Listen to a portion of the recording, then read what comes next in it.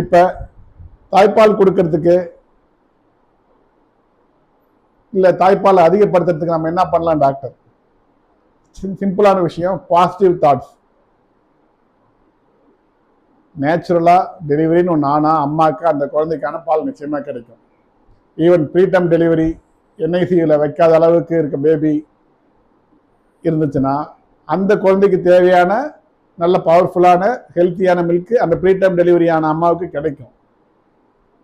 இந்த positive thoughts, அதாவது நேர்மறையான எண்ணம் அம்மாவுக்கு இருக்கணும். அதை சுற்றி இருக்கவங்க எல்லாம் கொடுக்கணும். என் குழந்தைக்கு என்கிட்ட தான் பால் கிடைக்கும், என்கிட்ட கிடைக்காம வேற எங்கே கிடைக்கும்ன்றத நல்ல எண்ணத்தை அம்மா மனசில் புகுத்தணும். அதுக்கு பதில் பால் பத்தலை, பக்கத்து வீட்டில் ஒரு குழந்தைக்கு டெலிவரி ஆச்சு, பால் பத்தாதால பாட்டில் பால் கொடுத்தாங்க, இந்த மாதிரி நெகட்டிவ் தாட்ஸ் இல்லைன்ற விஷயத்த அம்மா காதுபட சொன்னால் அம்மா டிப்ரெஸ் ஆகிடுவாங்க.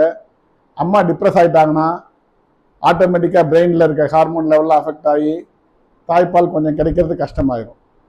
நெகட்டிவ் தாட்ஸ், எதிர்மறை எண்ணம் இல்லாமல் பாசிட்டிவ் தாட்ஸ், நேர்மறை எண்ணம், பால் கிடைக்கும்ன்ற எண்ணத்தை மட்டும் அம்மாவுக்கு சொன்னால் தாய்ப்பால் நிச்சயமாக கிடைக்கும்.